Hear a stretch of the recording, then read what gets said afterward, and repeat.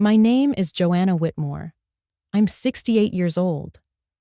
I was a nurse for 35 of them, the kind who stayed late, skipped lunch, and held the hands of strangers in their last breaths when no family came. I raised one son, Mason. I buried one husband, Bill. And I survived one tornado. Barely.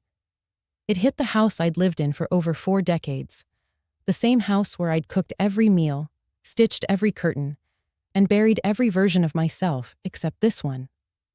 The walls cracked, the roof lifted. The last teacup Bill ever used flew out the kitchen window like it had wings. And when the sirens died down, I emerged from the crawl space with nothing but my purse, my wedding ring, and a few muddy photographs. But I didn't panic, because I had a plan.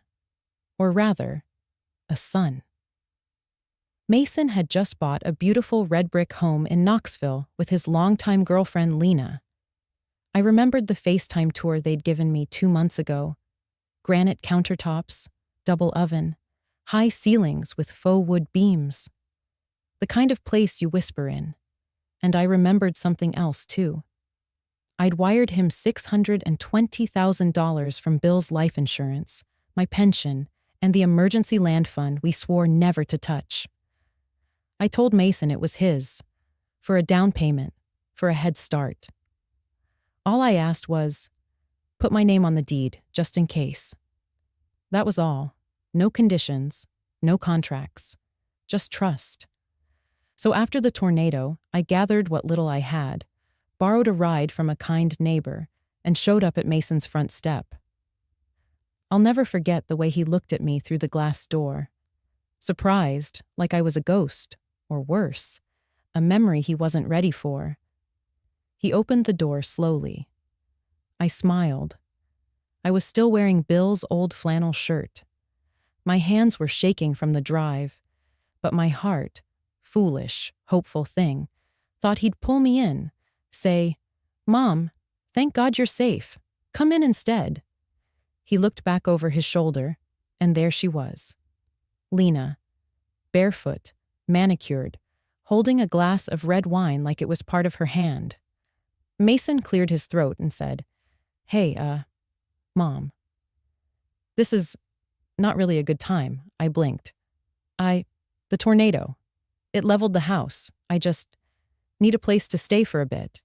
He shifted. "Right. Yeah, I heard.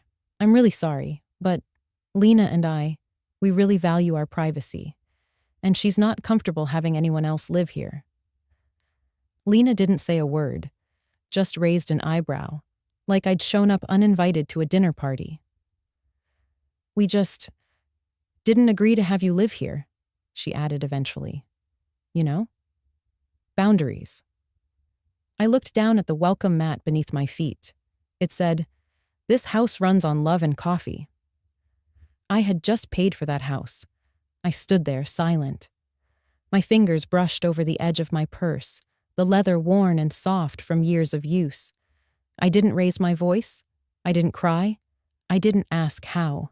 Privacy was more valuable than the woman who once worked double shifts to buy him inhalers when he was 10. I simply nodded, and I said, "Understood." I turned around, stepped back into the sunlight, and walked down the stone path I'd unknowingly funded. Inside my purse, behind a crumpled grocery list and an old peppermint, was a card I'd never thrown away. Ray Duval.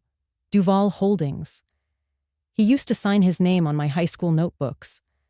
I hadn't spoken to him in over 50 years, but I still remembered his number. He once told me, "If the world ever forgets you, Joe, call me."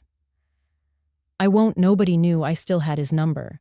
But that day, I called. My voice trembled more than I expected. "Ray? It's Joe." From forever ago, he didn't even pause. Just said, "Where are you?" 37 minutes later, a silver car pulled into the motel lot I'd wandered into. The door opened, and Ray stepped out in a navy suit, like the kind you only see on magazine covers. He took one look at me, my wind-blown hair, my mud-stained clothes, the heartbreak I didn't wear well, and said 3 words. "You're with me." That was all. He didn't ask what happened. He didn't need to. And as I slid into the passenger seat of the car my son would have recognized from every local news feature, I looked back once. Just once. And I said to myself, that boy forgot what I gave him. But this man never did. The kitchen had always smelled of cinnamon and sage, especially in the early hours of Sunday, when the morning light filtered through the thin lace curtains and painted soft shadows on the tiled floor. That morning, though, the room was eerily still. No scent, no sound, only dust motes drifting through silence. The storm had been announced for days, but warnings tend to blur into background noise when you've lived through dozens before. Tornado season in Missouri teaches you to take cover, but also to carry on. I was making tea when the wind picked up, rattling the windows like a child shaking a snow globe. I remember the kettle beginning to whistle. I never got to pour it. I turned to the corner of the kitchen, my husband William's corner. A small table stood by the window, covered with a faded plaid cloth he'd always insisted on using for breakfast. On it sat the ceramic urn holding his ashes, flanked by a photo from our 40th anniversary and a little wooden box that kept his cufflinks and an old army badge. I dusted that corner every morning. That morning, I reached out and straightened the photo.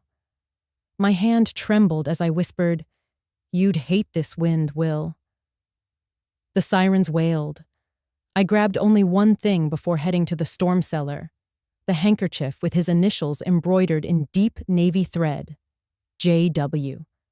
It had once tucked neatly in his coat pocket every Sunday, right after shaving. The cotton was worn thin now, soft like the inside of rose petals, and for a second, clutching it in the dim stairwell, I could almost hear his footsteps on the porch again. The ground shook.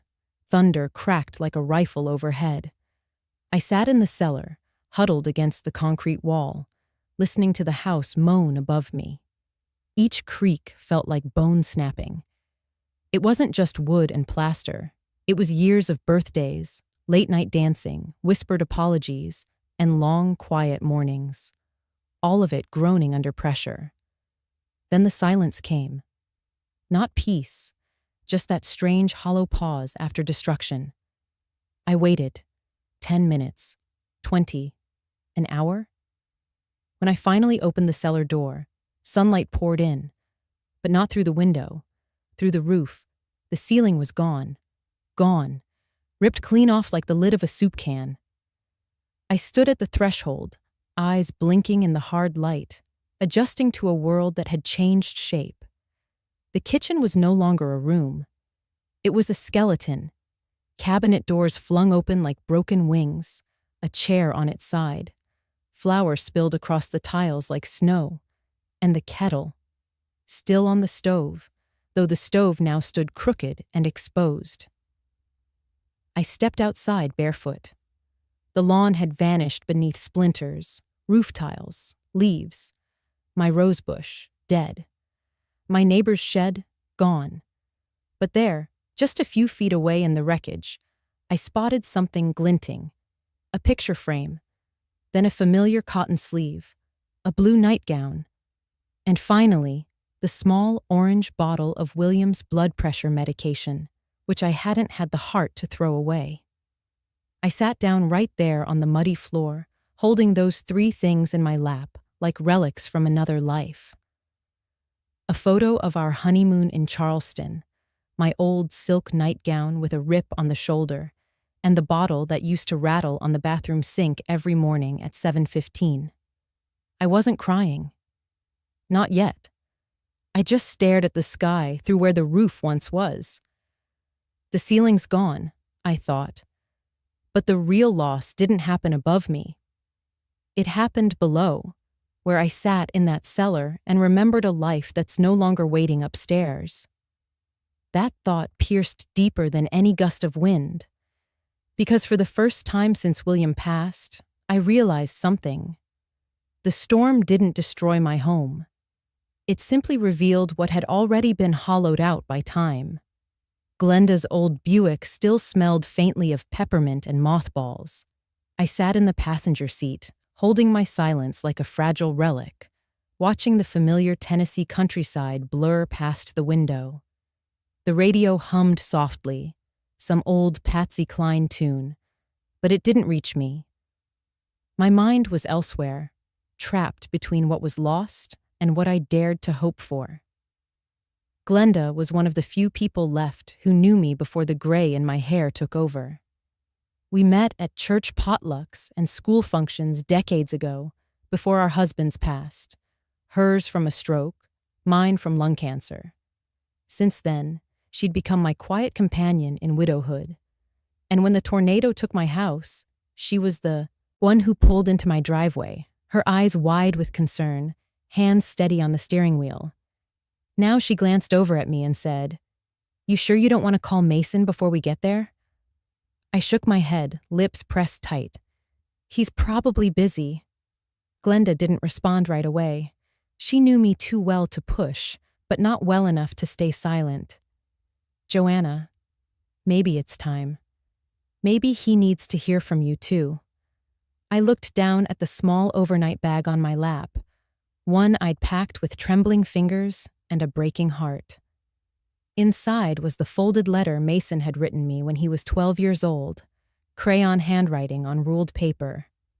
"One day I'll build you the biggest house, Mama, with a garden just for your roses, when I'm rich. Love, Mason." I used to keep it in my Bible, between Psalms and Proverbs.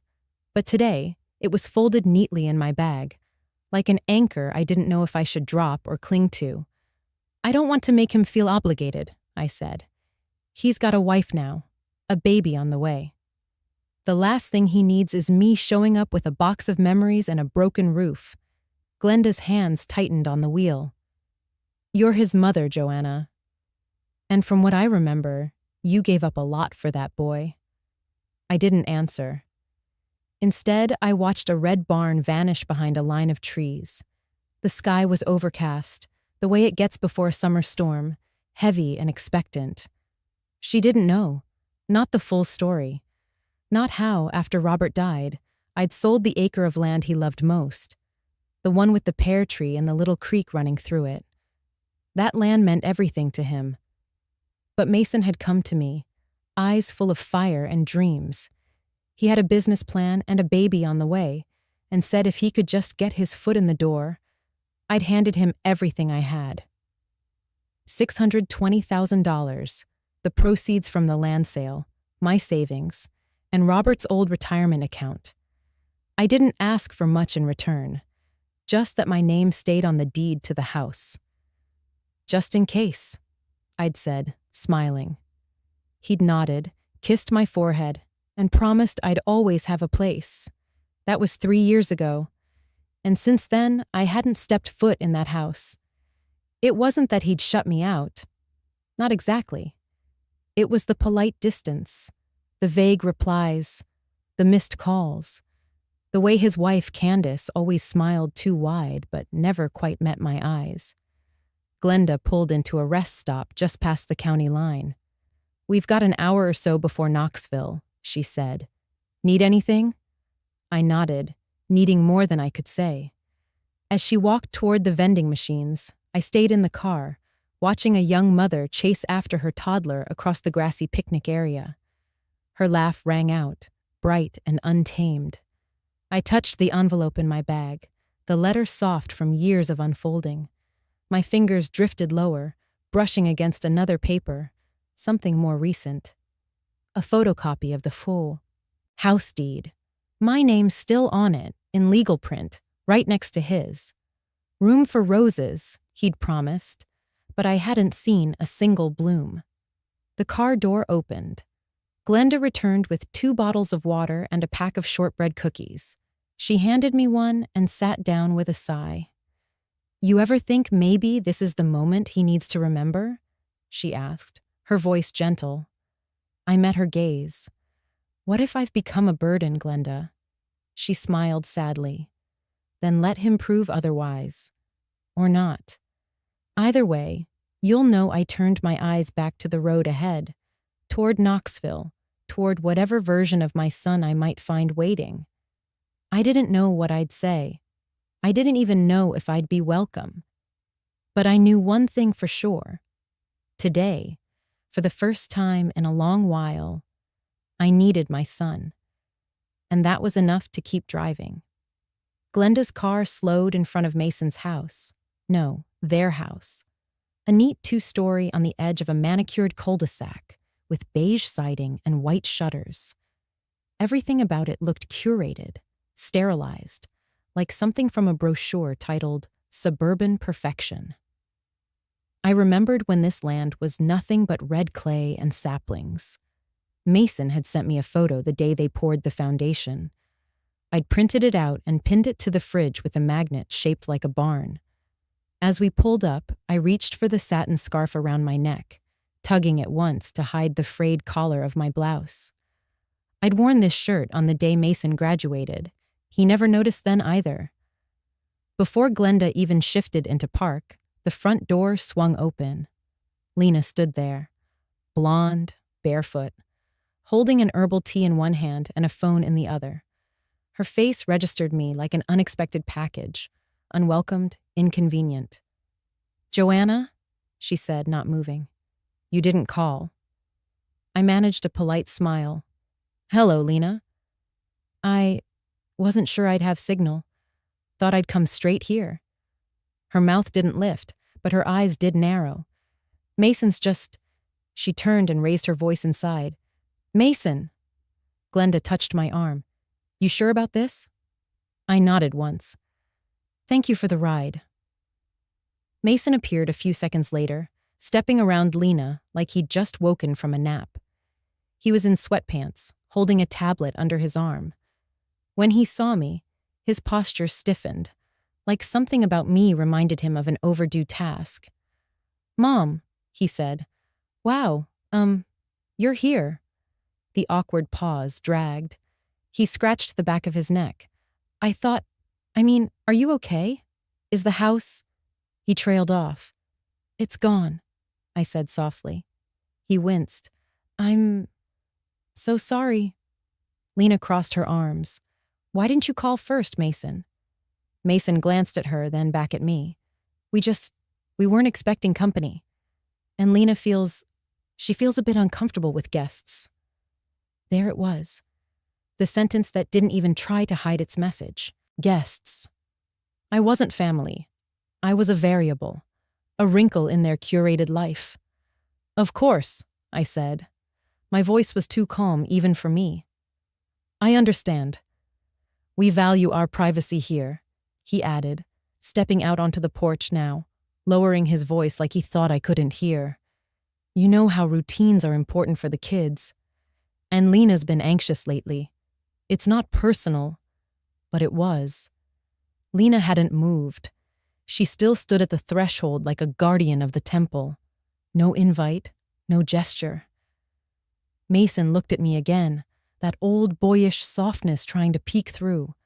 The same look he gave when he scraped his knees and needed my bandages. "Maybe," he began slowly, "maybe it's best if you stay at a motel for now. Just until insurance figures things out. It might be more comfortable for everyone. I'd be happy to cover it." I felt Glenda shift uncomfortably behind me. A part of me wanted to turn and walk back to her car, but something rooted me to the ground. Perhaps it was memory, or disappointment turned heavy like lead. A motel. The woman who held him through pneumonia, buried his father, sold her land to give him a future, should go stay in a motel. "I see," I said. He looked relieved. That was the worst part. He actually looked relieved that I wasn't arguing. Lena took a sip of her tea, eyes unblinking. "I'll be in touch," I said, offering him the briefest nod. "Take care of your family, Mason." I turned then, slow and deliberate. Each step down the path pressed into my ribs like gravel. The air was cooler now, Or maybe that was just me, the wind cutting through my cardigan, straight through bone. I heard no footsteps behind me. No, "Wait, Mom," no apology, just the quiet click of a front door closing. Back in Glenda's car, I sat silently as she pulled away. "Want me to drive to the motel?" she asked. I looked ahead. The sun was dipping low behind the hills. A dull orange haze covered the street, the same street Mason had once raced down barefoot, holding a paper kite he'd built from my good wrapping paper. "No," I said finally. "I'd like to see something first." She glanced over. "What's that?" I stared straight ahead. The courthouse. I sat in the parking lot of a 24-hour Walmart on the edge of Knoxville, Tennessee. The kind where the neon lights buzz just a little louder than they should, and the air smells faintly of fried food, stale coffee, and forgotten things. My sedan, once my grocery runner, church ride, and garden hauler, was now my bedroom. I reclined the seat back slightly, careful not to tip too far or hit my bad hip. The windows fogged just enough to blur the world outside, giving me a strange sort of privacy.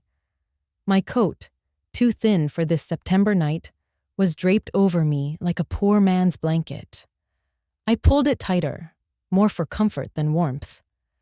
From the passenger seat, I picked up the brown paper bag I had grabbed before leaving Glenda's.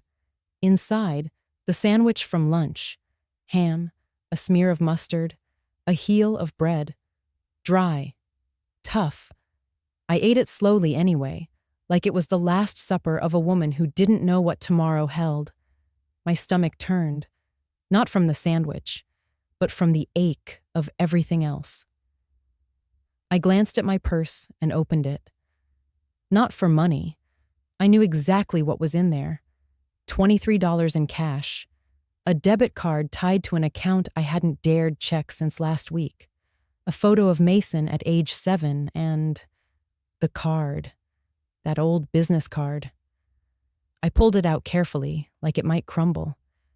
Joanna Whitmore, freelance floral designer, Knoxville area. My name in elegant script, printed on cream cardstock that had yellowed with time. One corner was torn. The ink on my phone number had bled from what must have been years of humidity. That little business, back when my hands were younger and strong. Back when I filled rooms with peonies and baby's breath. When people paid me to bring beauty into their lives. It was the last time I had a name that wasn't attached to someone else. Not Mason's mom. Not Paul's widow. Just Joanna. I held the card to my chest. Something about it grounded me, like proof that I'd existed before the house, before Lena, before the tornado. That I had once built something, maybe small, but mine. Then the thoughts crept in, as they always did, when the world went quiet. 68 homeless. No forwarding address. No job. No plans. My retirement had disappeared the day I transferred the $620,000 from the sale of Paul's land into Mason's joint account. "For your future, sweetheart," I had said. I only asked him to keep my name on the deed. Just in case. In case never came. Until now. I looked at my reflection in the side window, blurred, tired. I didn't recognize her. A gust of wind shook the car lightly, and I looked up at the rows of dim security lights overhead. An old man was walking his shopping cart slowly across the lot. Maybe his car was out there too. Maybe I wasn't the only one nesting in metal tonight. I clutched the card again. Glenda had said, "Why not call Mason?" But I had. He didn't say no. He just said, "Try the motel." He didn't not welcome me. He just didn't want me. And that's worse. A mother knows when she's been tolerated, not loved. And standing on his porch, next to a wife who looked at me like I was a stain on her rug, it was like watching the door to my life quietly click shut. I whispered into the empty car. I never asked for much. Silence. I took a shaky breath. My thumb traced the edges of the card again. Joanna Whitmore, I said softly. No house, no map, but I still have my memory. And my name. The phone was in the console. I picked it up, stared at it. One name blinked in the dim light. A number I hadn't dialed in over 30 years. I had no idea if it even still worked, or if he'd remember me, or, worse, if he did. I whispered the question out loud, maybe just to hear it in the air. What's the worst that could happen? He doesn't pick up? He's forgotten? He says no? I've already lost everything else.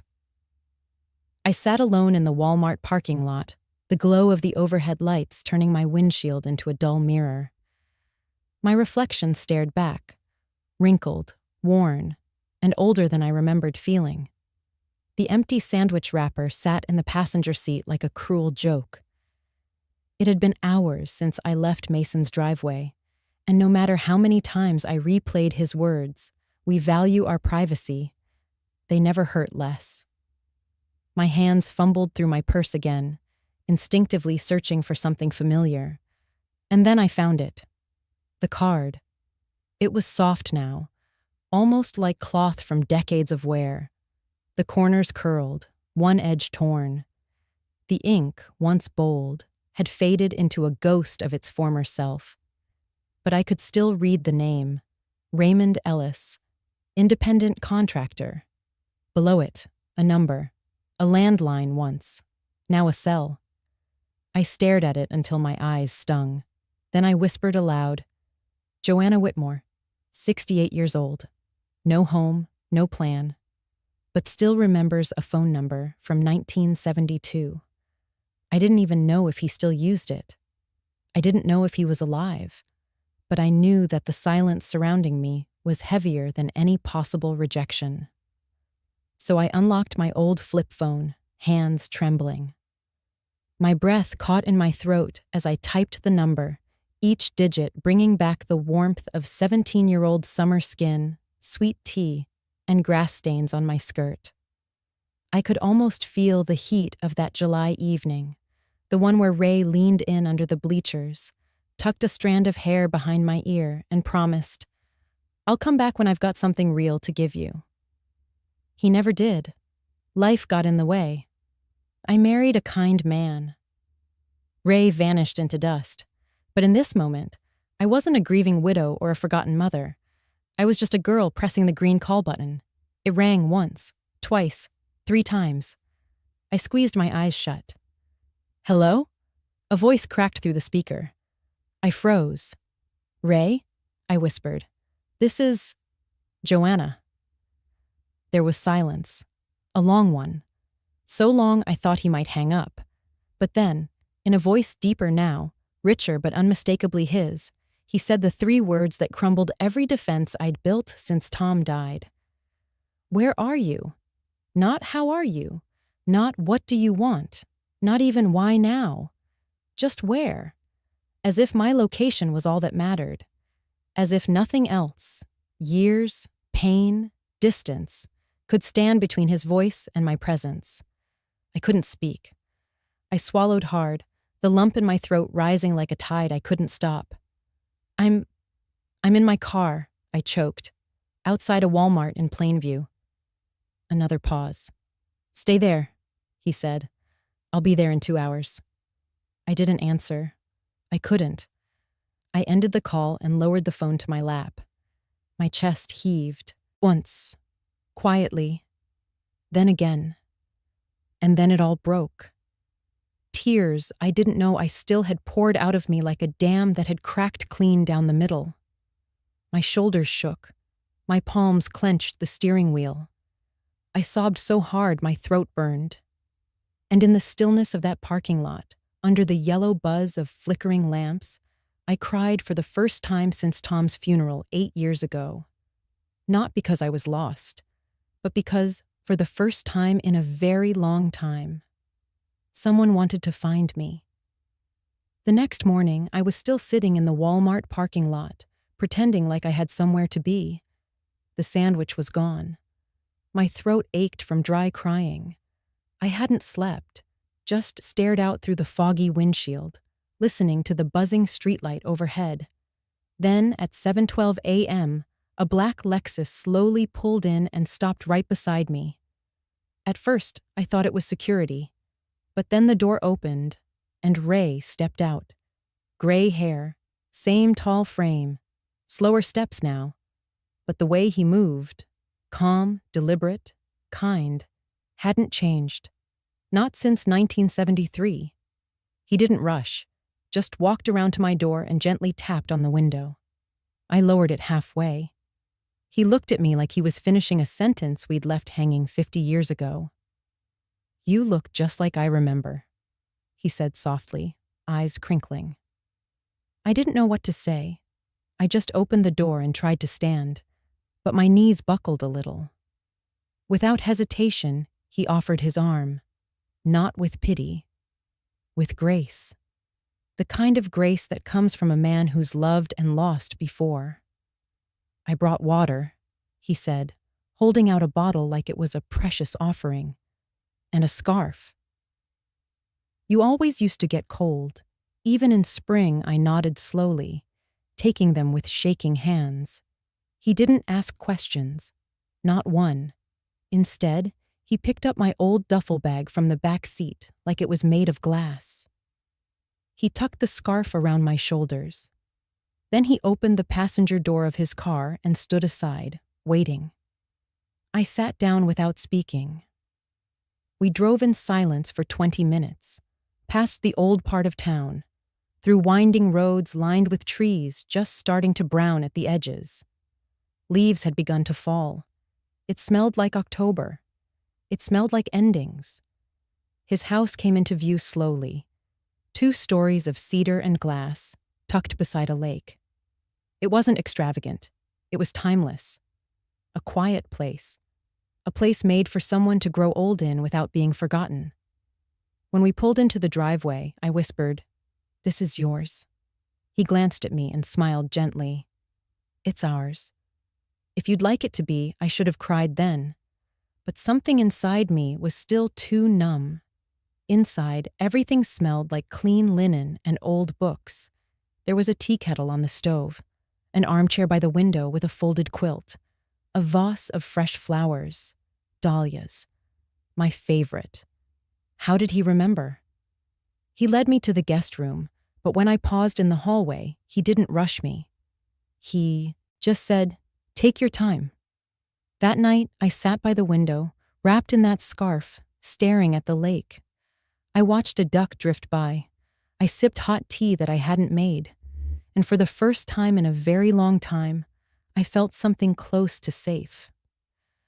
Ray didn't ask why I called after 5 decades. Didn't ask about my son, about the house, about the tremor in my hand as I clutched my mug. Because he knew. Only one thing makes a woman call her first love after 50 years. It's when there's no one else left. And somehow, he didn't need an explanation. Just presence. Just that quiet, unconditional welcome. No strings, no judgment, no expectation to smile or perform or explain my usefulness. Just, here's a room. Here's a cup of tea. Here's silence you don't have to fill. That night, I slept for 11 hours. In the morning, I woke up to birdsong and a note on the kitchen counter. "Welcome home." I woke to the scent of fresh lilies and the soft rustle of lake wind brushing against linen drapes. The room was warm with sunlight, golden and quiet, the kind that didn't demand anything from you. Just existed. And for once I did too. Not as someone's mother, not as a housekeeper, not as a burden. Just me, Joanna. A woman who hadn't woken up to peace in what felt like half a lifetime. The sheets were soft, Egyptian cotton if I guessed right, and the bedside table had a glass of water with a wedge of lemon, the kind of detail you only notice when someone is paying attention. Beside it, a single rosebud in a short crystal vase. Ray had been up already. When I finally padded into the kitchen, barefoot on hardwood floors, He turned to me with the smallest, kindest smile, like I hadn't just called him out of the blue after 50 years, like this was just Tuesday. "Tea?" he asked, lifting the kettle. I nodded, unsure of what else to say. I watched as he reached for the fine bone china cups on the top shelf. How did he even remember where things were? He poured the hot water over the tea bag, waited exactly 1 minute, then added a twist of lemon peel. No sugar, just like I used to drink it when we were 17, watching ball games and whispering dreams we were too young to understand. He set the cup in front of me. I stared at it for a moment. "You remember?" He didn't look up from buttering toast. "I never forgot anything, Joe." That's when my hands started to tremble, just a little, barely noticeable. But I felt it, this ridiculous, quiet panic. The kind that comes not from fear, but from unfamiliar kindness. From someone caring when you're not sure you're worth it anymore. I hadn't had tea made for me in years. Not like this. Not with intention. With memory. With love, maybe. My spoon clinked against the porcelain as I stirred. He sat across from me, reading the paper, not trying to fill the silence, not needing anything from me. And I, Joanna, who had made 4 breakfasts a day for nearly 5 decades, who had learned to survive on half-cold coffee while packing school lunches and managing bills, had no idea what to do with a man who just let me be. I took the smallest sip of the tea.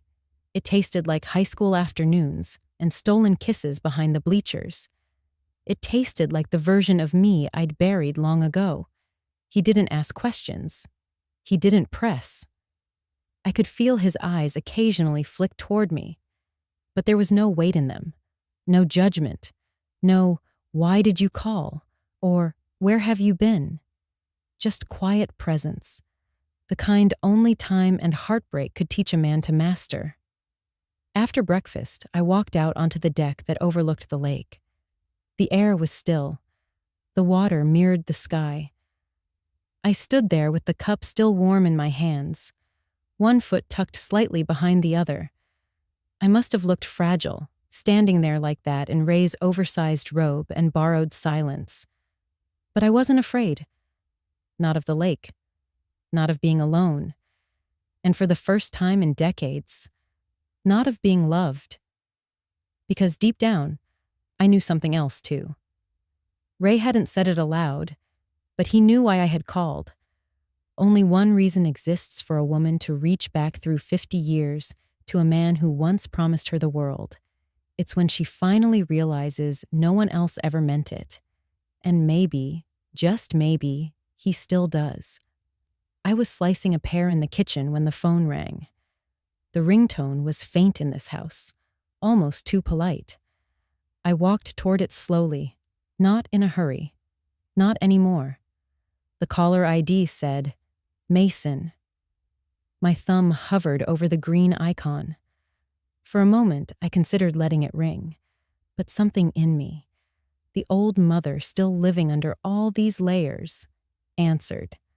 "Hi, Mom," he said, his voice softer than I remembered, not guilty, not defensive, just unsure. I didn't say anything at first, just listened. Let the silence settle. Then he asked, "Where are you?" I tilted my head, watching a white egret fly across the lake through the kitchen window. The morning sunlight danced on the water like it didn't need permission. "I'm at the home of someone who's grateful I exist," I said. He hesitated. We've been talking, me and Melissa, about everything that happened, and we realized maybe we were too harsh. Too quick, I closed my eyes. I could hear in his tone that this wasn't a true apology. This was the sound of someone realizing their safety net was gone. "You realized?" I asked gently. "That's good, Mason." Realizing is the first step, he let out a breath. "So, are you staying with someone?" "I mean, some man?" I smiled. There it was. The real reason for the call. He's not a stranger, I said calmly. He paused. But I've never met him. I rested the back of my hand against the window frame. You never asked. The silence on the other end felt dense, like he was trying to decide how much ground he'd already lost, and whether he could still take some of it back. Then he said it, quiet and a little sharp. Mom, are you sleeping with some man you barely know? I didn't flinch. No, I replied. I'm being seen by someone who's always known me. There was nothing vulgar in my tone, nothing rebellious, just truth. Mason didn't respond. I didn't need him to. I let the silence stretch, then said softly, Goodbye, Mason. And I ended the call. I stood there for a moment, phone still in my hand, staring out at the lake. My hand trembled, not from fear, but from the heaviness of letting go. A quiet shuffle behind me. I turned. Ray stood in the doorway, hands in his pockets. He hadn't heard the conversation. He didn't ask. He didn't need to. He just walked over, gently placed a hand on my shoulder, and gave the slightest squeeze. Not possessive, not performative, just there. And for the first time in years, I didn't feel like I owed anyone an explanation. The late afternoon sunlight poured gently through the wide window, bathing the wooden floor in a warm, amber glow. Ray had gone out for groceries, giving me a moment alone in his lakeside home, if I could even call it that. To me, it still felt like a space borrowed from a quieter, more thoughtful man. A man who didn't raise his voice. A man who remembered how I took my tea. I walked into his study, mostly out of curiosity. It was a small room, filled with books arranged neatly and a framed certificate from the fire department where he'd worked until retirement. There was an old cabinet pushed against the far wall. Something about it called to me. When I opened it, I didn't expect to find the past staring back at me. Inside, tucked beside a stack of yellowed magazines and what looked like faded letters from his late parents, was a photo album. The kind you don't just keep, you preserve. I sat down in his armchair and slowly flipped it open. The first picture caught my breath. It was from our high school reunion. I had forgotten that day entirely, but there we were. Me in a blue dress, Ray in a simple black suit, his arm hesitantly resting near my shoulder, not quite touching. We both looked lighter. Before time and responsibility carved themselves into our faces, beneath the picture was something else. A folded note, my handwriting. My throat tightened. It was the note I'd written him after that same reunion, thanking him for walking me to my car in the rain. I had written something silly at the end, something like, if I'd ever had a partner like you, maybe life would have been different. I'd written it with a smile. I never knew he'd kept it. The quiet creaked around me, almost too loud to bear. Just then, the door opened softly behind me. I turned. Ray stood in the doorway, holding a paper bag of apples and bread, looking surprised, but not upset. I didn't mean to snoop, I said quietly. He stepped in, set the bag down, and came closer. I kept everything, he said, every note. Every smile I remembered, I looked down at the album. That was a long time ago. He nodded, and yet I remember it clearer than last Tuesday. There was a pause between us, a pause where life could have taken a turn back then. But I'd chosen a different path.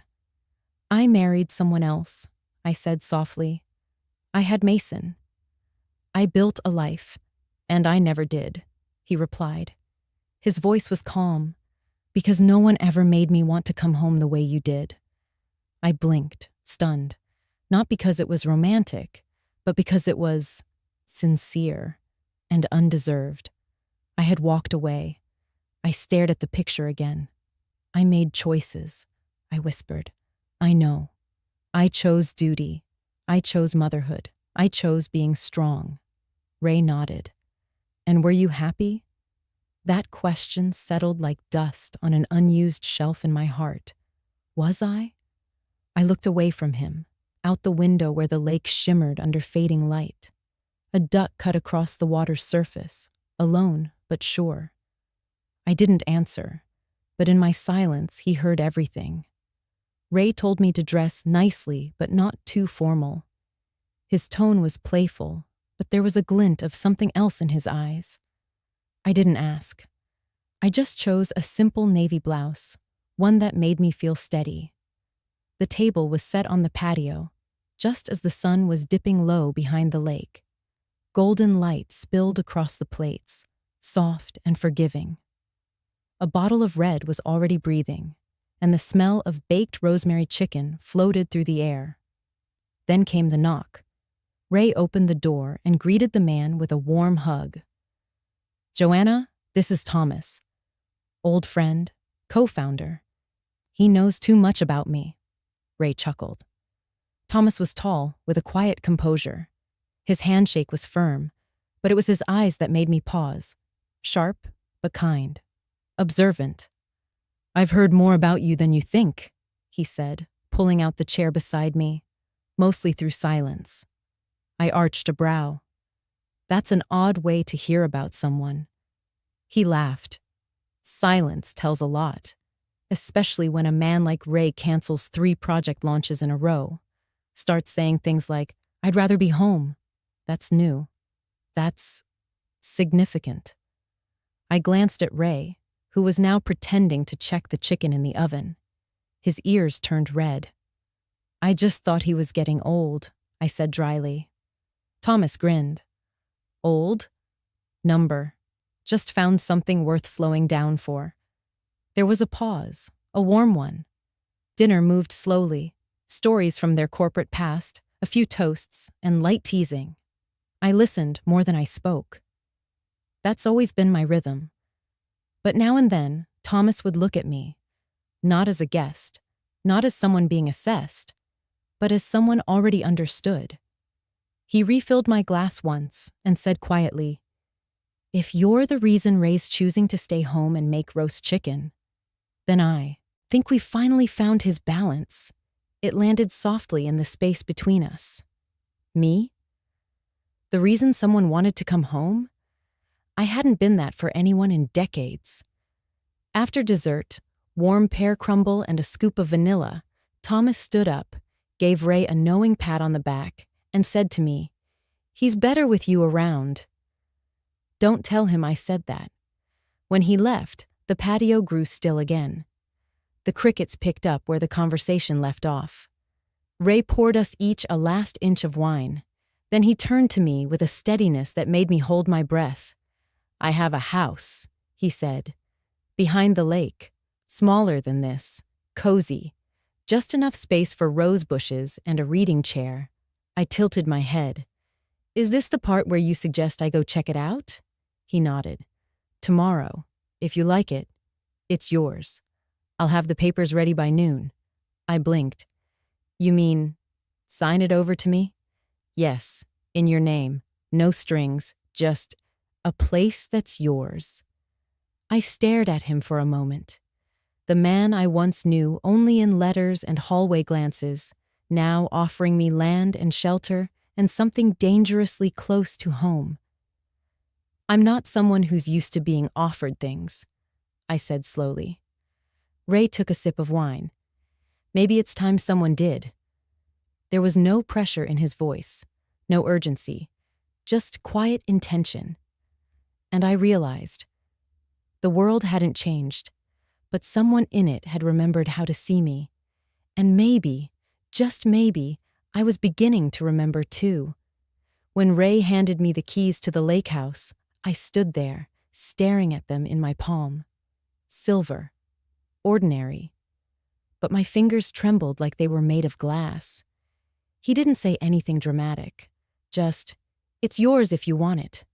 No strings, no promises, no pressure.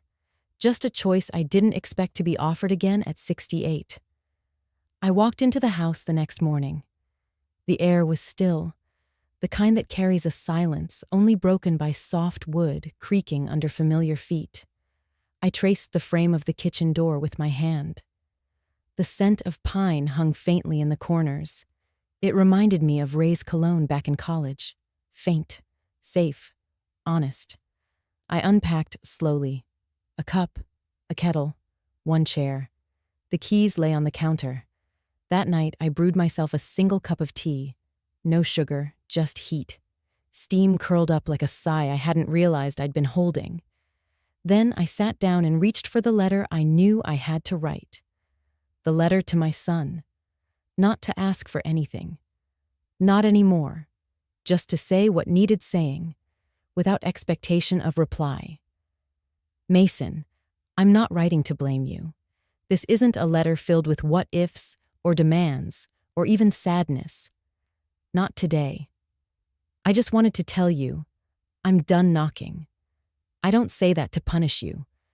I say it because I need to stop waiting at a door that no longer opens. You don't owe me anything. You never did. Not really. Love, after all, isn't a transaction. I know that now. Still, when I handed over everything, the house, the account, the part of myself I'd kept buried under I understand and it's okay, I had hoped you'd see me as more than an obligation. But I'm not angry, and I'm not bitter. You see, I've remembered who I was before I became just mom, before I was the woman who waited at windows and answered texts with, "Of course." This morning, I signed something, a legal document, the copies enclosed. You'll notice the void stamp. I thought you'd appreciate that part. No one's coming after you. I don't want the money back. I don't want anything at all, really, except maybe peace, and I have it now. So this letter, it isn't a bridge, Mason. It's a shoreline. If you ever want to swim back, you can. But I won't be shouting across the waves anymore. Take care of yourself. And if you ever wonder, yes, I still love you. But I love me too. Mom? I folded the letter carefully, not because it was fragile, but because it mattered. Beside the envelope, I placed a black and white photocopy of the $620,000 property transfer. Across it, in bold red, the legal stamp read, void. I didn't smile, not out of regret, just acceptance. Then, without thinking, I reached for something I hadn't touched in decades. The old linen handkerchief with my initials embroidered in the corner. J.W. Joanna Whitmore. Not Mom. Not Mrs. Langford. Not the woman who quietly gave until she disappeared. Just me. I folded it once, twice, then tucked it into the envelope beside the letter. No perfume, no photos, no guilt. Just the truth, sealed without weight. I placed the envelope on the table. Tomorrow I'd mail it. But for now, it sat beside my tea, quiet, calm, and done. I picked up the keys again. This time, my hands didn't shake. The morning light streamed across the lake like soft silk, quiet and gentle. I sat on the porch with my cardigan wrapped around my shoulders, the cup of chamomile tea cooling slowly in my hands. The house Ray had given me had a stillness I was learning to breathe into. It didn't echo like my old one. It embraced. It listened. And today, I needed that more than ever. Thomas arrived just past 10, wearing that same wide-brimmed hat he always did, the one with the faint stain from an old wine spill he never cared to clean. We sat under the awning, facing the water, with a plate of lemon scones between us that neither of us touched for a while. He didn't ask why I'd called him over. I appreciated that about Thomas. He always knew when silence needed room to walk around before words could sit down. I wrote him a letter, I said finally, tracing the edge of my teacup with my finger. Mason, no blame, no request, just a goodbye that he doesn't even have to open. Thomas didn't respond at first. He let my words settle, like dust on a quiet bookshelf. You know, he said slowly, 6 years ago, My son walked out. No warning, no fight, just silence. I turned toward him. He rarely spoke of his children. He came back last fall. He continued, his voice low. Not to apologize, not to reconnect, just to ask if I'd updated my will. Wanted to know what he'd get. I winced. Thomas. He waved his hand gently, brushing away my pity. It shocked me less than I thought it would. You spend enough time in the quiet, Joanna, and you start hearing truths even when people don't speak them. I looked down at my lap. My fingers had been fidgeting with the old handkerchief again. JW embroidered in the corner, thread frayed from years of being folded and unfolded. What did you say to him? I asked softly. Thomas gave a tired smile. I said I already left him everything he ever needed. If he didn't see it, maybe he never will. My throat tightened. I keep thinking, I said. Was I too soft? Did I fail Mason by loving him more than he deserved? Or did I break something in him by not holding him accountable sooner? Thomas leaned back, his chair creaking. That's the curse of parenthood, Joe. We think love means making sure they never fall, but maybe sometimes love means letting them fall and not running to catch them. I stared out over the lake, the surface shimmering like glass. Ray thinks I should just let it go, that some things don't deserve to be revisited. Ray's not wrong, Thomas replied, but he's not you, and you have to decide what kind of silence you can live with. The silence of letting go, or the silence of hoping they come back and never do. His words landed like a pebble in the stillness, not loud, but deep. I thought about the transfer paper with the word void scrawled across it. Thought about the letter I'd mailed yesterday morning, one last folded kindness. Not to buy redemption, not even to remind Mason of the money, but to say, I'm not at your door anymore, son. I'm not knocking, and I won't be waiting on the porch. But even as I told myself it was the right thing, a quiet ache lived beneath my ribs. Because motherhood doesn't dissolve with disappointment. It just learns to hold its breath a little longer. Do you think family has a limit? I asked, still not looking at Thomas. He didn't answer, not with words, but I felt the weight of his silence, the way his hands clasped together, the way he closed his eyes for a moment too long.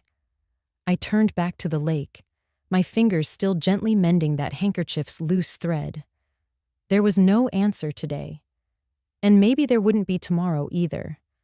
But for now, I sat in the quiet. Not the kind that begs for someone to speak, but the kind that finally starts to feel like peace. The letter arrived on a Tuesday, folded neatly in an envelope addressed in Lena's cursive. No stamps, just hand-delivered to my front porch, probably by one of the boys from next door, bribed with a chocolate bar or a, "Thank you, sweetie." I stared at it for a long time before I touched it. My name, Joanna, written in blue ink, soft but too deliberate. I knew it wasn't Mason's handwriting. He hadn't written me anything since the birthday card Brenda forged on his behalf 3 years ago. Inside was a card with a watercolor print of peonies. Cheap stock, generic. Inside, her message read, Joanna, we'd like to talk. If you're open, it's time. Please come by Sunday at 4, just the 3 of us. I owe you a real explanation. Lena. No dear, no love, no sincerely. Just those words, like placing a Band-Aid on a wound that had never stopped bleeding. I folded the card back and set it on the counter. I didn't throw it away. Not yet. But I didn't plan to go either. There was nothing they could say that I hadn't already read between the silences and half-truths. Nothing that could uncrack the voice in Mason when he said, "You just drain people," or make me forget the way Lena clutched her handbag tighter when I walked into the same room. I went about my day, pruning my roses, folding the last of the laundry, wiping down the oak table in the dining room. Every so often, My eyes drifted toward the card. I didn't open it again. That evening, Ray stopped by. He didn't knock. He never had to. After all these years, he still had a key. Not because I gave it, but because I never asked for it back. He let himself in, carrying 2 steaming containers of lentil soup and fresh baguette from the deli on Main. No fanfare, just placed them gently on the table. "I saw your porch," he said. "That envelope was still there this morning." "You looked?" "I always look," he said simply. Old habits. I sat across from him, sipping the soup even though I wasn't hungry. He waited a while before saying anything else, as if allowing the air between us to settle first. "She wants you to come?" he asked. "Sunday," I said. 4 o'clock. He nodded. "Are you going?" I shook my head. "No point." "I know how it ends." "I don't think it's about how it ends," Ray said. "I think maybe it's about how you stop letting it live rent-free in your chest." I looked up at him. "You think I'm clinging?" "I think," he said, "you're still hoping they'll become someone else. And maybe seeing them for who they truly are is the only way to let them go." The words stung more than I expected, because he wasn't cruel when he said them. He was right. There was still a part of me that hoped Mason would blink and suddenly remember the afternoons I waited in emergency rooms when he scraped his knees. That he'd recall the years I patched together tuition and therapy and his father's debts. That he'd sit me down and say, "Mom, I was wrong. I see you now." But those fantasies, they were stitched from desperation, not reality. "You'll go with me?"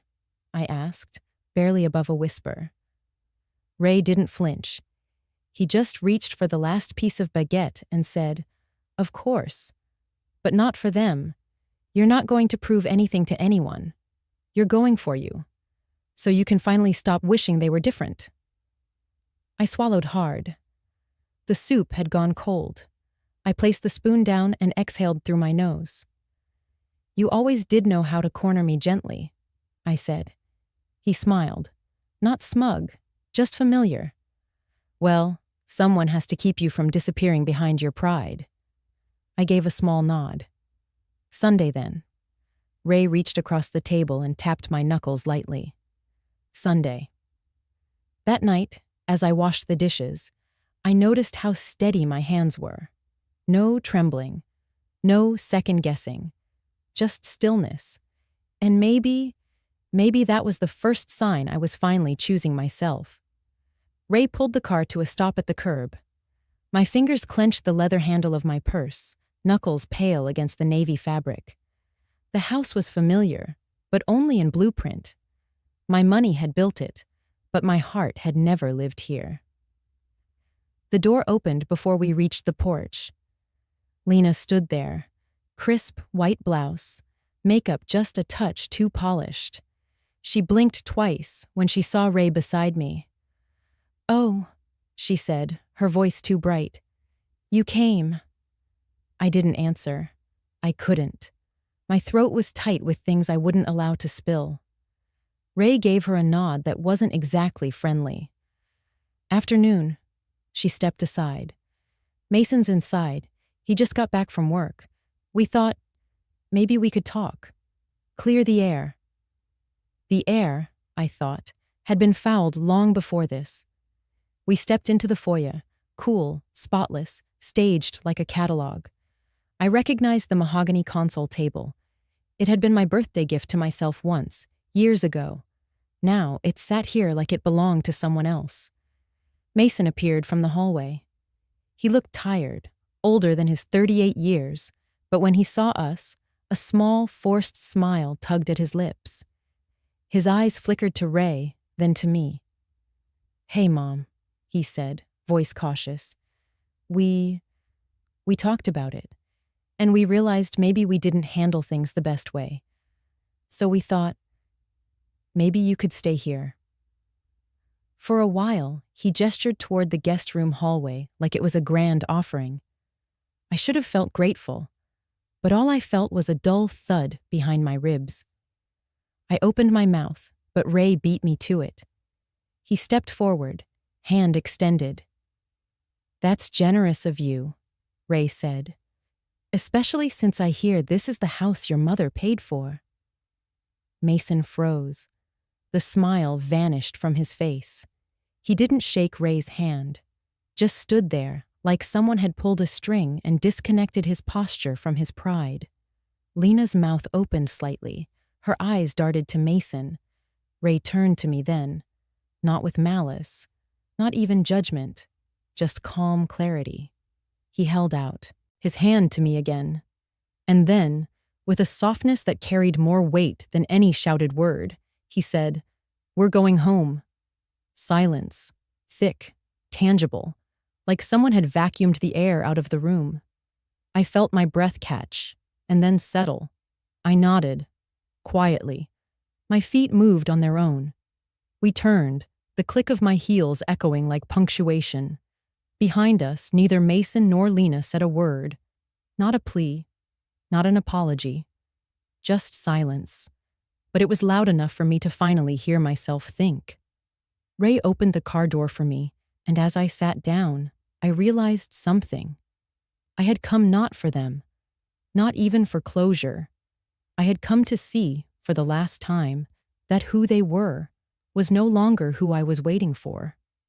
We drove away without a backward glance. Some doors don't need to be slammed to be shut.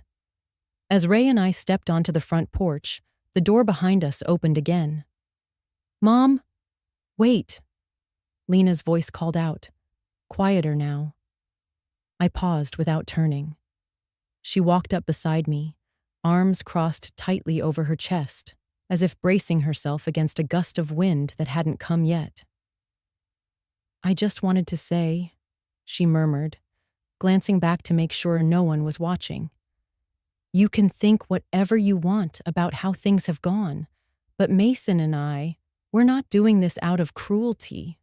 We don't want to be controlled." Her voice wavered, but the word controlled landed sharp, as if it had been rehearsed. As if she'd used it before, many times, in private. Controlled. That was what they told themselves, wasn't it? That giving me the smallest room in the house I helped fund was some act of freedom? That not inviting me to the Thanksgiving table was a boundary? I turned toward her, slowly. "I never asked for control," I said gently.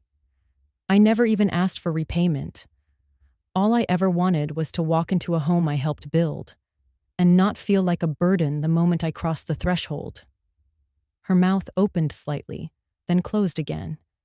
She didn't answer. Maybe there wasn't one. Behind her, the living room light was casting shadows through the door frame.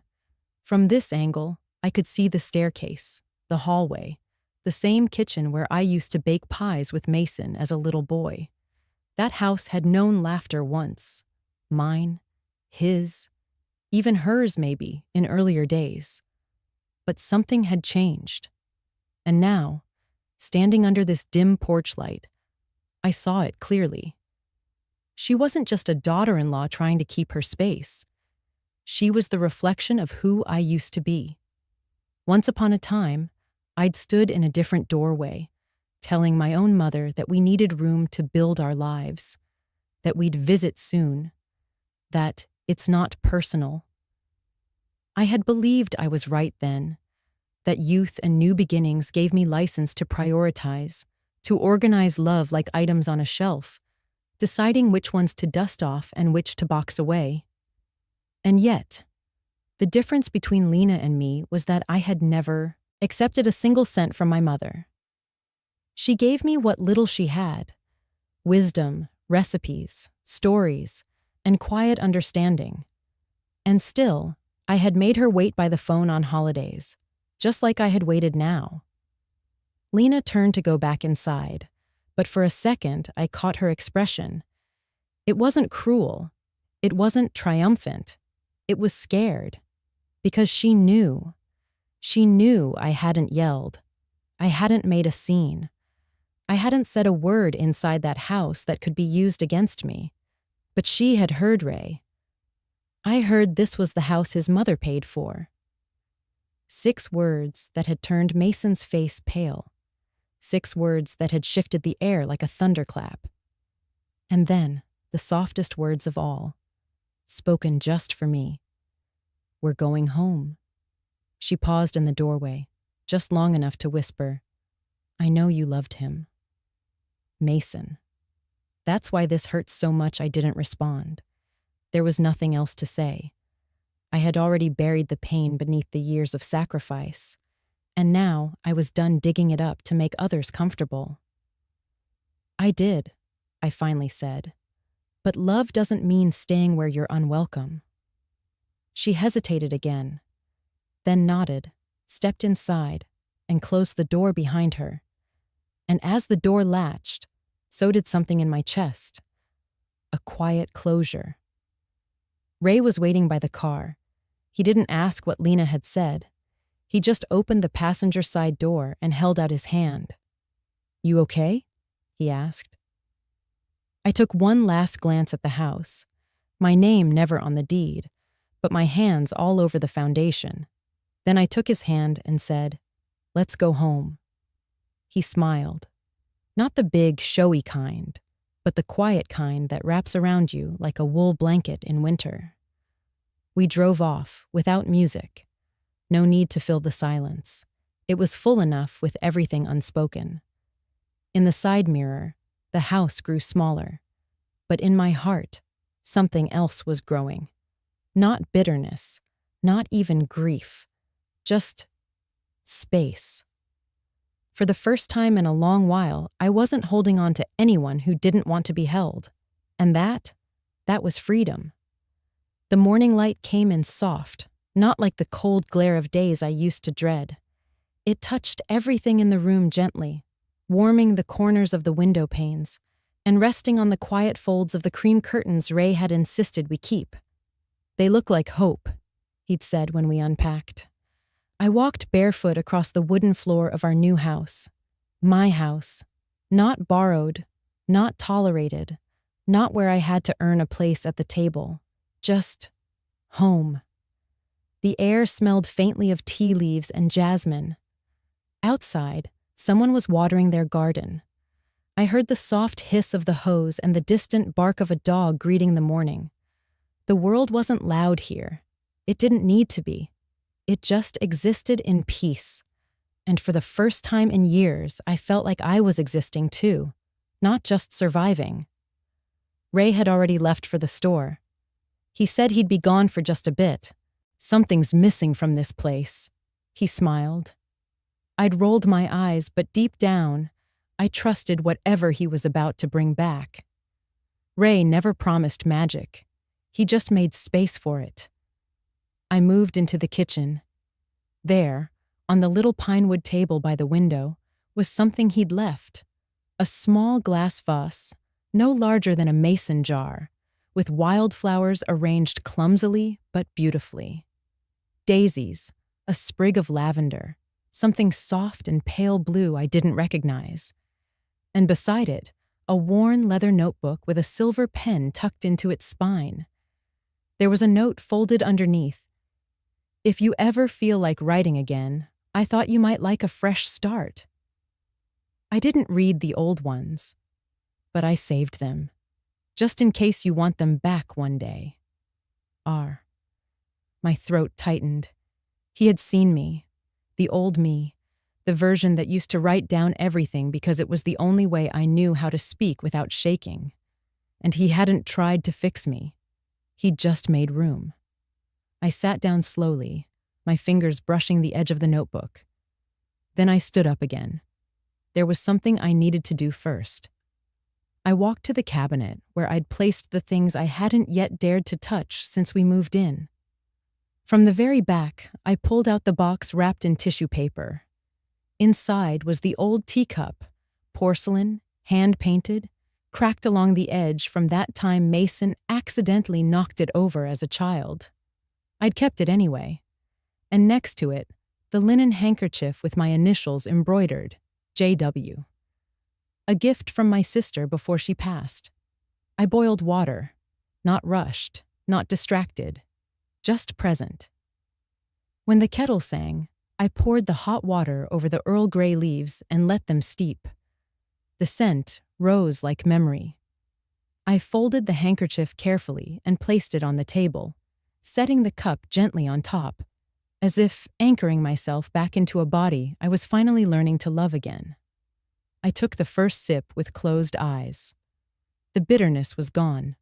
For years, tea had tasted like disappointment, like holidays passed in silence, like canceled calls, like waiting in my own house for a son who had once called me home, but now asked me to stay away. But today, the same tea tasted different. Not because it had changed, but because I had. Ray called it healing. I just called it returning. The sun stretched further across the table now, warming my forearms as I sat in silence. There were no phones buzzing, no sharp words lingering in the air, no one watching me like I didn't belong. And for the first time in a long time, I reached for the notebook. I didn't know what I'd write. Maybe just a line, maybe a story, maybe just a thought. I'm still here, and that matters. But before the ink touched the page, I paused. I looked around, at the flowers, the sunlight, the old cup with its crack, the steady breath of morning that didn't demand anything of me. I smiled. This was mine, not because I'd fought for it, or paid for it, or earned it, but because I'd finally stopped waiting for someone else to tell me I could have it. And as I looked down at that steaming cup resting on the JW cloth, I whispered to myself, not as a vow, but as a truth that had taken decades to settle in. I'm home, even if no one else ever says it. I know it now, and that is enough. That afternoon, we sat outside on the back porch, the lake just beyond us, glittering under the early autumn sun. The air was cool, but kind, the kind that makes you breathe deeper without realizing it. I was wrapped in the shawl Ray had brought out for me, sipping tea, the silence between us comfortable and familiar. He had something in his hands, a photo maybe, folded and worn with time, but he didn't offer it yet. Instead, he looked at the lake, eyes following the gentle ripple of water catching light. "You remember that summer after high school," he said finally, "when we used to sit by the edge of Holston Lake right where the cattails grew tall?" I smiled. "You used to skip rocks." I tried and failed miserably. You got better. Only after I gave up trying to look graceful doing it. He chuckled, and then fell quiet again. The silence wasn't heavy. It was building to something. I felt it, like a wave swelling far from shore. "I never told you why I left for college without saying goodbye properly," he said, almost in a whisper. I looked at him. "I thought it was because you couldn't." "No?" He turned to me. "It was because I thought if I said goodbye right, I wouldn't leave at all." My breath caught. "I loved you back then," he continued. "I knew it. But I also knew I had to build something for myself first, something worthy. So I left. I told myself I'd come back after graduation. When I had a ring and a plan, I didn't say anything. My heart thudded, not painfully, but with that strange ache that comes from years you can't go back to. He pulled the folded paper from his coat pocket and handed it to me. It wasn't a photo. It was an old survey map, worn at the edges. He pointed to a small shaded rectangle just off the lake road. "I bought this the week after I graduated," he said. "It's not much, just a bit of land. But it's where we always said we'd build a house, remember?" I looked at the map. I didn't know what to say. It was right there, Lot 17B.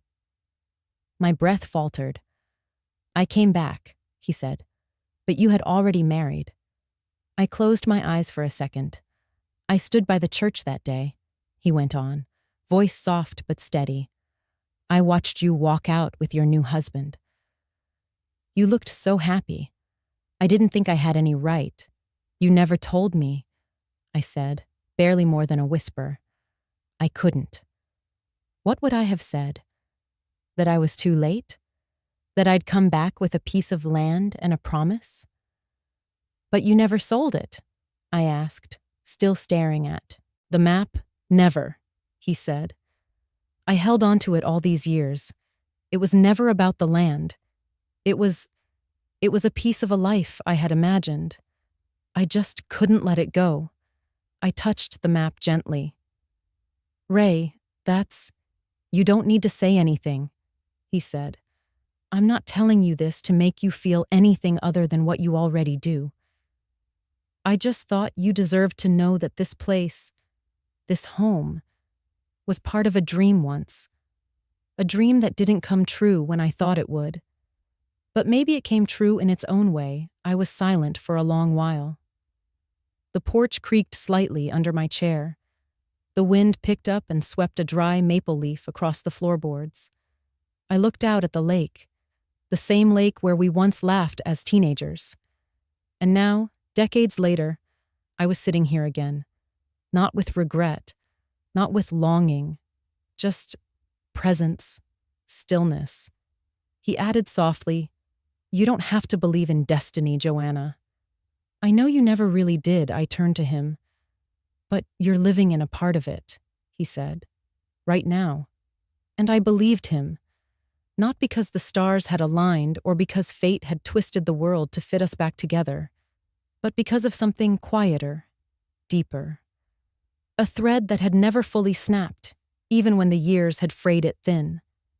I looked at the land he'd kept, the home we were sitting in, the tea in my hand, the man beside me. 46 years, I said quietly. He nodded. That's a long time to hold on to something. His voice barely cracked when he replied, Some things are worth it. And in that moment, I knew. This wasn't about what could have been. It was about what was finally allowed to be. The morning light filtered softly through the curtains. I had opened the windows wide, letting in the cool air and the sound of finches chirping on the fence. There was no rush, no tension sitting beneath my skin. I sat at the kitchen table, the steam from my tea curling upward like a quiet ribbon. Ray had gone into town for groceries. He said he wanted to pick up the honey I liked, the one with the orange blossom. It was such a small thing, but it still made something soften inside me. I reached for the notebook he'd left for me days ago. I hadn't written anything in it yet, not because I didn't want to, but because I didn't quite know what I wanted to say. But this morning I did. I opened to the first page. The paper was crisp, untouched.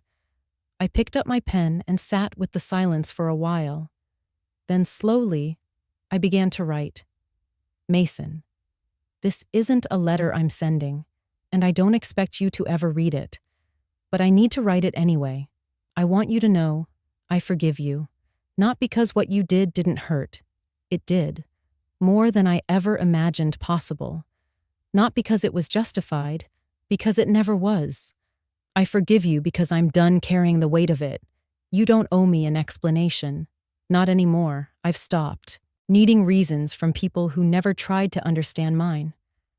If someday you come looking for me, not to explain, not to apologize, but simply to see me, then bring your eyes wide open.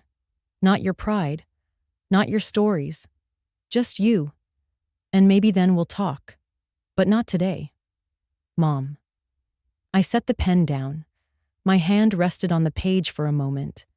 The ink was still drying, glistening faintly in the light. I didn't reread it. I didn't need to.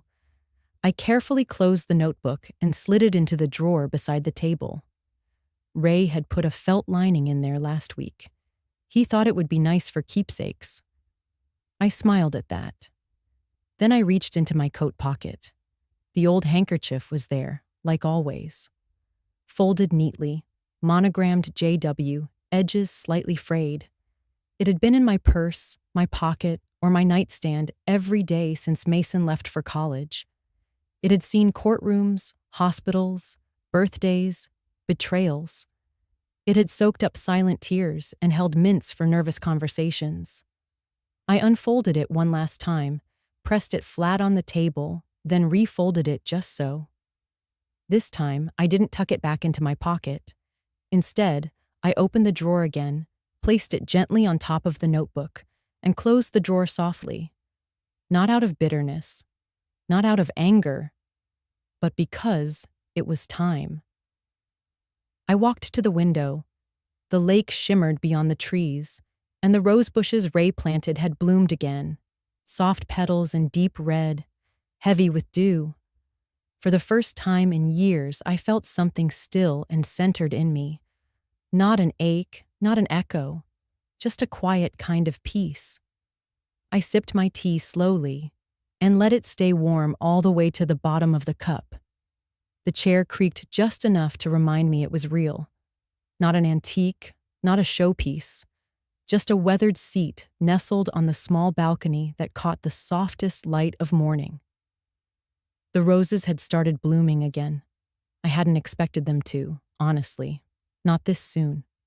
Not after what they had been through last winter. But here they were, pink and defiant, reaching for the sun without apology. I sipped my tea, still hot, the ceramic warm against my palms. It used to go cold, sitting forgotten beside unopened letters or dinner that had gone untouched because someone hadn't called, or had called to say I wasn't needed.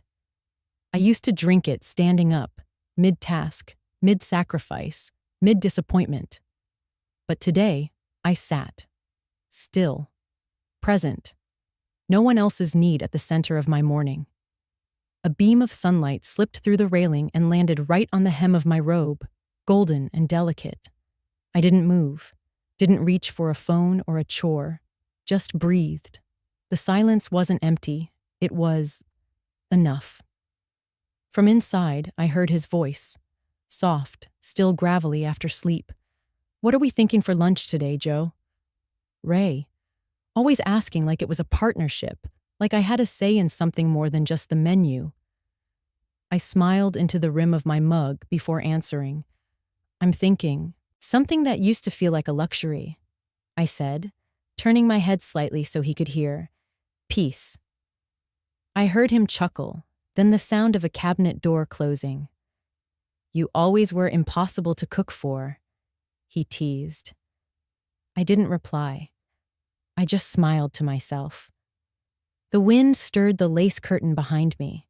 It was the same curtain I used to iron twice a month, obsessed with creases that no one ever noticed. Now it fluttered freely, a little wrinkled, a little sun-worn, and perfect. My phone buzzed gently on the side table. I reached for it and saw Brenda's name flashing across the screen. I hadn't seen her since the community fundraiser last month, the one where she'd shown up with a broken heel and too much red lipstick, declaring that growing old was just a marketing scam. The message read, "Joe, the foundation just signed another contract. You still got time to celebrate with us?" I could almost hear her voice, gritty, tired, but somehow always vibrant. I placed my mug down, picked up the phone, and typed slowly. No rush, no obligation, just truth. I live now. I don't just exist. I hit send and leaned back in my chair, letting the morning wrap itself around me. I thought of everything that had once occupied this hour of the day. Running, pleasing, stretching myself thin to fit molds others handed me. I thought of the handkerchief that had traveled with me through every season of heartbreak and duty. It sat now in the drawer by the hallway table. I hadn't brought it out this morning, for the first time in years, decades perhaps. I didn't need it anymore. I closed my eyes and listened to the wind. A few birds argued in the trees. Somewhere, a lawnmower hummed. In another life, that noise would have irritated me, disrupted my chain of thought or my long list of worries. Today, it just meant someone else was tending to their patch of earth. It meant I wasn't alone in choosing to stay, to build, quietly, to heal. Ray came out onto the balcony, holding a small plate with 2 slices of avocado toast, his latest obsession. "Is this peaceful enough?" he asked, raising an eyebrow as he placed it down next to me. I laughed, the sound surprising even myself. "Almost," I said. "Needs a side of quiet defiance." He looked at me like he didn't quite understand but loved me enough not to question it. I took a bite. It wasn't the best toast I'd ever had, but it was mine, in my space, on my terms, with someone who stayed because he saw me, not as a mother, a provider, a burden, but as Joanna, just Joanna. As he turned to go back inside, I looked once more at the roses. A few petals had already started to brown at the edges. Imperfect, alive, honest. I brought the cup back to my lips, still warm, still mine. And as the morning wore on, and the sun made its quiet climb, I felt no urge to be anywhere else, to perform, to be useful, to be forgiven, to be invited. I had made it back to myself. So I ask you, whoever you are, listening to this voice from a porch where the roses bloom again, do you think I was too harsh? Or did I, perhaps, just finally come home to myself?